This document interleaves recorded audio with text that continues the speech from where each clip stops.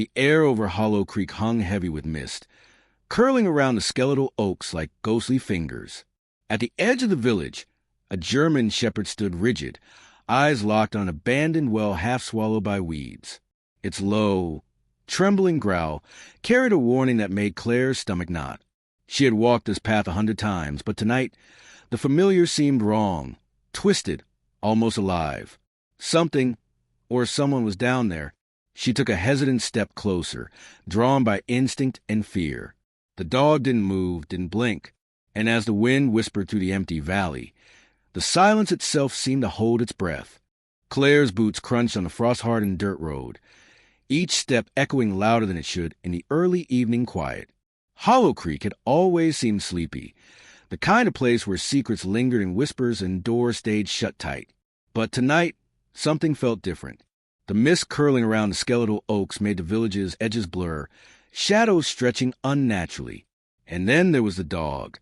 The German shepherd had been there since she arrived, rigid, unwavering, its eyes a shade of amber that seemed too intelligent, too desperate for an animal. It stared at the old well like it could see through the stone into some dark, hidden truth. Claire stopped 10 paces away, her breath fogging in the chill air. The dog's growl was low, restrained, but it carried a weight that made her chest tighten. "Easy, boy," she murmured. Her voice cracked despite the effort to keep it calm. The dog didn't shift. Its gaze didn't waver. Something inside her whispered that this wasn't a game, not a stray wandering from some farm. This was a warning. She had come out here after receiving the call from Thomas, the local handyman. He had sounded agitated, his voice shaky. "Claire, you should see this." I don't know what to do," he had said, and then hung up. That was unusual for Thomas. He was practical, grounded, the kind of man who would never let a stray dog or a rumor disturb his night. Now, standing at the edge of the clearing, Claire understood why. The well itself was ancient, forgotten by everyone but a few old-timers who remembered it from their childhood. Its stones were cracked and blackened with moss, water long dried to a shallow, stagnant puddle. But as she took a step closer, she saw the edge shimmer with something that didn't belong, an unnatural slickness, as if someone had been down there recently. "Thomas?" she called, her voice trembling despite her attempts to sound composed. The mist swallowed her words. Silence answered. The dog shifted its weight, the growl deepening, then barked, a sharp, frantic sound that carried through the clearing and ricocheted off the hills. Claire flinched. Her heart raced. Okay, she whispered. "I get it. You don't want me near it." And then she heard it, a faint sob coming from deep inside the well. Her stomach dropped. There shouldn't be anyone down there. Not in Hollow Creek. Not ever. The dog's hair bristled along its spine, and it let out a low whine, pacing around the well's perimeter, like a sentinel guarding some ancient secret. Claire's mind spun. She had grown up in this village. She knew every crack in the roads, every rusted fence, every abandoned building.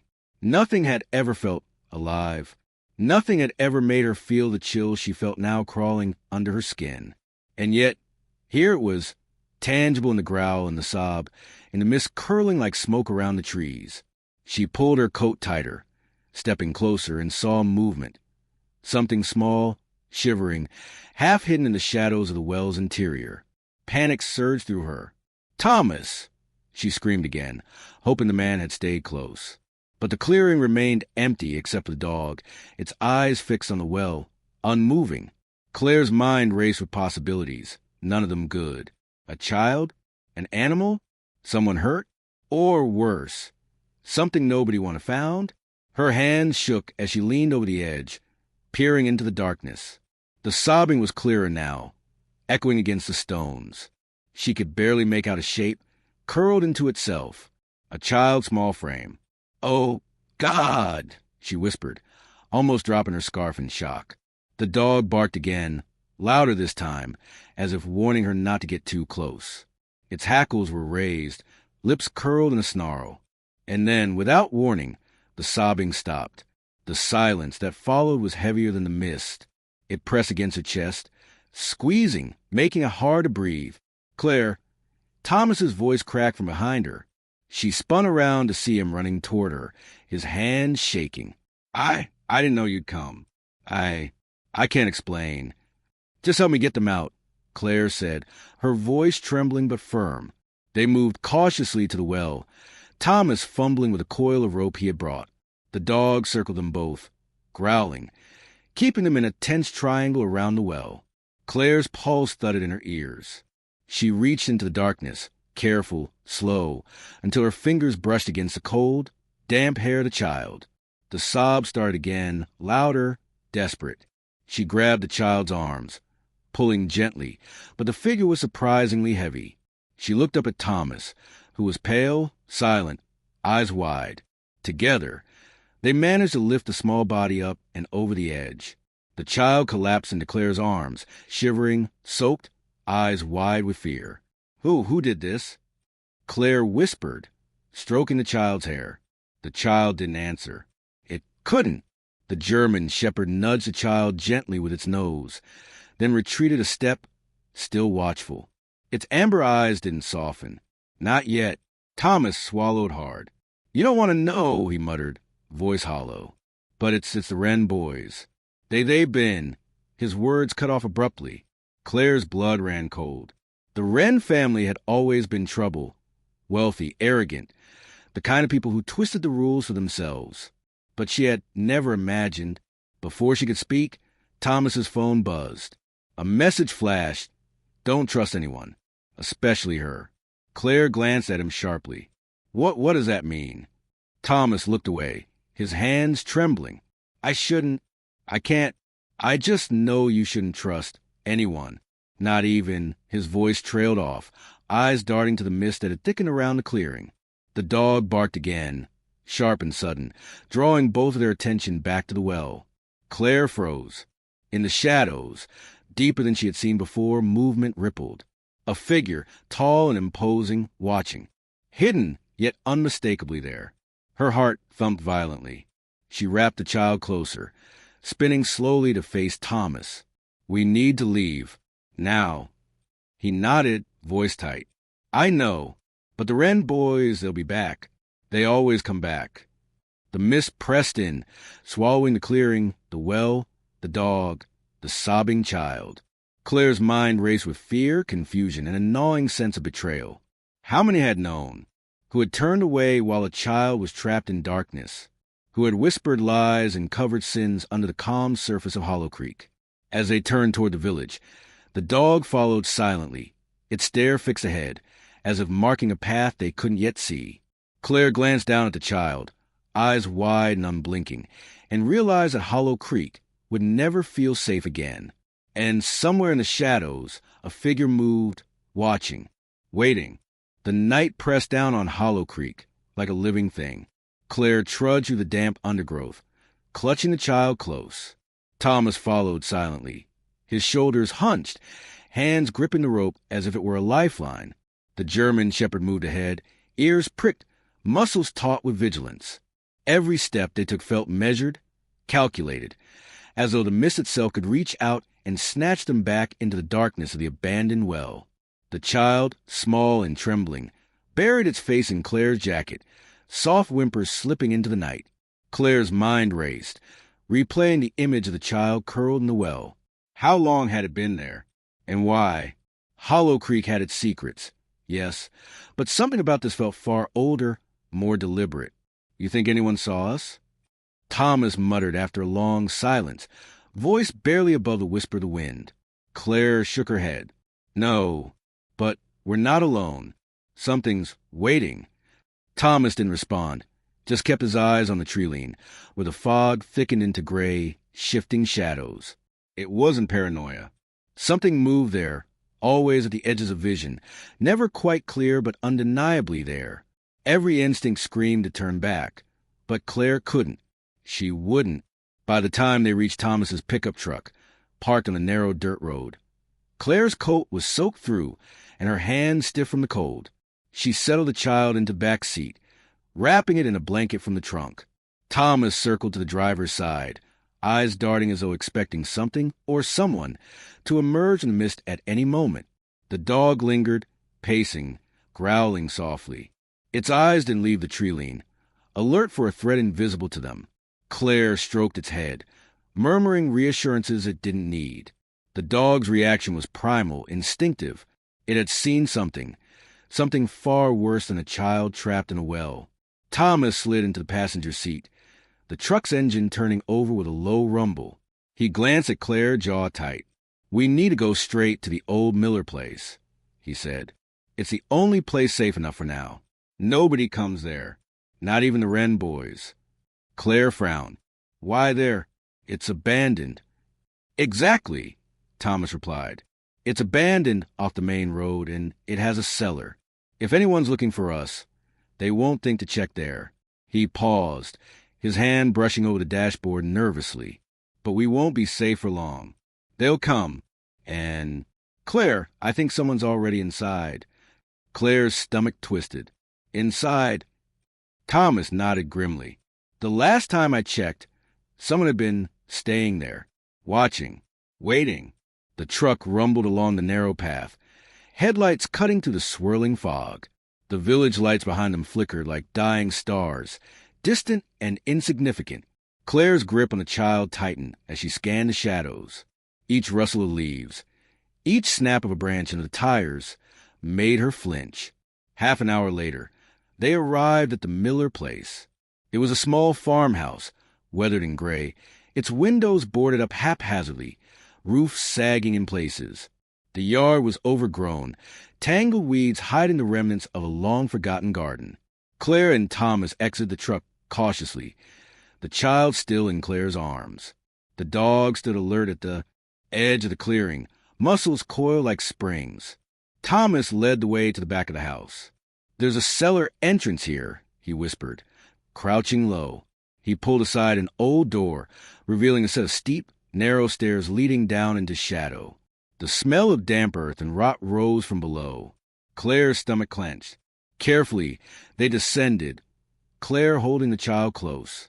The dog slipped down last, ears flat, sniffing the air as if it could detect the invisible threat lingering in the corners of the cellar. The room was cold and dark, a space abandoned but strangely intact. Crates and old furniture lined the walls, dust motes drifting in the weak light of Thomas's flashlight. Claire set the child down gently. "It's okay," she whispered. "You're safe now." The child looked up at her with wide, haunted eyes, too young to articulate the horrors it had witnessed, but old enough to carry them in silence. Claire's heart ached. How could anyone allow a child to suffer like this? Who would do such a thing, and why? Thomas cleared his throat, breaking the silence. "We need to figure out who's behind this, and fast." Claire nodded, brushing damp hair from her forehead. "I know, but we can't stay here long. If the Wren boys, or whoever else, is looking, they'll find us."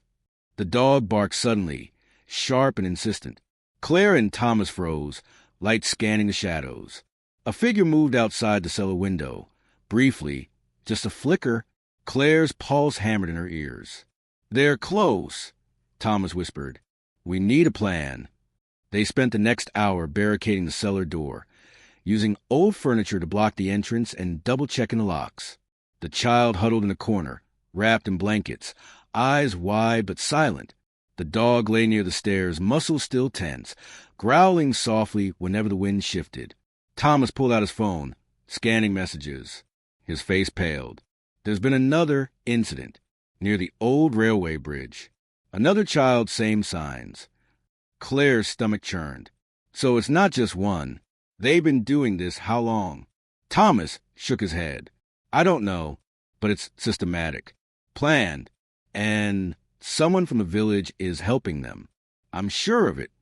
Claire's mind raced. Hollow Creek was small. Everyone knew each other, or at least pretended to. Betrayal inside the village meant they couldn't trust anyone. Not the sheriff, not neighbors, not even Thomas fully. And the thought gnawed at her, because she had known Thomas since childhood. How much did he know? And how long had he known it? The dog's growl drew her attention back to the stairs. Its amber eyes glinted in the flashlight beam, fixed on the cellar entrance. Something, or someone, was outside. A shadow moved, and then silence. Claire's hand tightened on the child's shoulder.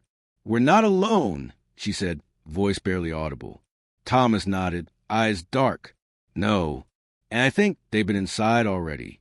Claire's blood ran cold. The thought of someone entering the cellar while they hid, watching, waiting, it was unbearable. The child whimpered, and she stroked its hair, murmuring soothing words she barely felt. Hours passed.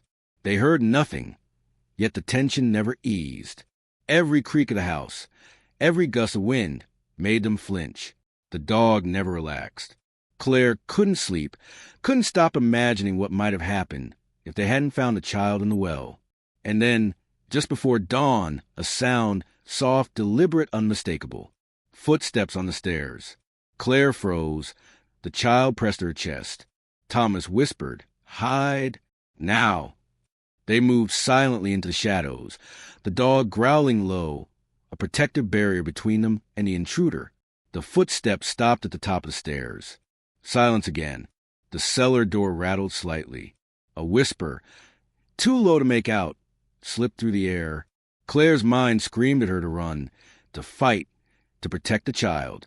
But the dog's presence anchored her, a reminder that even in the darkness, there were allies.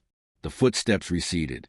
For now, they waited, hearts hammering, until the first pale light of morning seeped into the cellar. The dog finally relaxed slightly, though its gaze never wavered from the stairs. Claire allowed herself to breathe. For the first time since the well, she felt the smallest measure of relief. But Thomas's voice brought her back to the grim reality. "They'll be back," he said quietly. "And next time, they won't just be testing. They'll come for us." Claire looked down at the child, then at the dog, then at Thomas. Hollow Creek had changed overnight. Trust had fractured. Fear had rooted itself deep. And somewhere, hidden among the shadows of the village in its misty fields, the Wren boys, or whoever controlled this nightmare, were already planning their next move. And Claire knew, with chilling certainty, that nothing would ever be the same again. The morning fog had thinned, but Hollow Creek still felt heavy with suspicion. Claire sat on the cold wooden floor of the miller's cellar. The child pressed against her chest, both of them quiet, listening. The dog lay at the foot of the stairs, ears twitching, every muscle tense, as if it could sense the village's heartbeat, or the darkness that had been lurking beneath it. Thomas stood by the barricade, frowning at his phone. Messages scrolled across the screen, each one more alarming than the last. Reports of another child missing, rumors of the Wren boys' involvement, hints that someone in the village was feeding them information. Claire's stomach churned. Hollow Creek wasn't just a village anymore. It was a trap. "Claire," Thomas said, voice tight, "we have to leave. Now. We can't stay here. They'll track us. They always do." She shook her head. "We can't go back into the open. Not with a child. We need to know who's behind this." Thomas's jaw tightened. Sometimes knowing kills faster than running. "You don't want that, Claire." She looked down at the child's small face, eyes wide and unblinking, and her resolve hardened. "I don't care. Someone's been hiding in the shadows while children suffer. I have to stop them." The dog growled low, its body coiled, sensing her determination. Claire nodded to it. The silent partnership between human and animal had been formed in those tense hours by the well and the cellar. The dog's instincts were sharper than any of hers, more reliable than Thomas's hesitations. By midday, they had packed what little they could carry. Claire lifted the child, and the dog ran alongside, nose to the ground, following the faintest traces of human movement in the dirt roads and abandoned trails. The Miller house receded behind them, a crumbling monument to the temporary refuge it had provided. They moved toward the Wren estate, a sprawling property hidden by high fences and overgrown hedges. Claire's mind raced with every rumor she had heard about the family. Wealth built on fear, power maintained through intimidation, and a twisted sense of entitlement that had allowed them to act without consequences. She didn't want to confront them, not yet, but she knew that if they didn't act now, more children would disappear. As they approached the perimeter of the estate, the dog stopped abruptly, ears pricked, muscles rigid. Claire froze, scanning the overgrown hedges. A figure stepped out, slow, deliberate. It was familiar, too familiar. Thomas stiffened. "No!" Claire's heart skipped. The figure was Eliza Wren, youngest of the Wren siblings, notorious for her cold cunning and manipulative charm. But something about her eyes, there was fear there, not malice. "Claire," Eliza whispered, voice trembling, "you don't know the full story. Please listen." Claire didn't respond. She gripped the child tighter, the dog growling low, warningly. Eliza took a careful step forward. "I'm the one who called Thomas earlier. I wanted to stop this before it went too far. My brothers, they've gone too far. You don't understand, they're dangerous, but her voice faltered. I can help you." Claire's instinct screamed to distrust her. Hollow Creek had taught her that betrayal often wore the face of help. Yet, something about Eliza's posture, her vulnerability, seemed genuine. "Talk," Claire said cautiously. Eliza exhaled, glancing nervously over her shoulder. "They've been experimenting, taking children to see what they could get away with. My parents are complicit, but my brothers, they've crossed a line. I've been trying to protect them from the worst. I didn't know who to trust until now." Thomas's eyes narrowed. "And why come to us?" Eliza swallowed. "Because I can't stop them alone. They have people everywhere, inside the village, watching, reporting. I only realized you were the only ones who could intervene." Claire's hand shook. She looked down at the child, then at Thomas, then back at Eliza. The weight of the decision pressed on her chest like a boulder. Trust was dangerous, yet action required it. The dog barked, sharp, as if urging her forward. Claire nodded. "Okay, but one wrong move." Eliza flinched. "I understand." The plan formed quickly. Eliza had knowledge of the Wren estate's hidden passages, the secret rooms her brothers used. Claire, Thomas, and the dog moved under the cover of the overgrown hedges, hearts pounding with every step. The child was kept close, wrapped in a blanket, silent but alert, feeling the tension in every movement. Inside the estate, the air was thick with decay and secrecy. Dust hung in motes, illuminated by slivers of sunlight breaking through boarded windows. Claire's senses were on edge.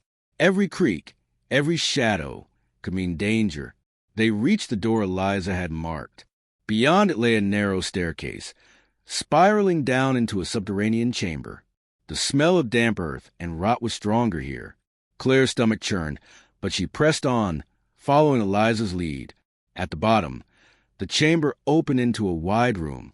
Rows of old crates lined the walls. At the far end, a trapdoor led to another hidden room.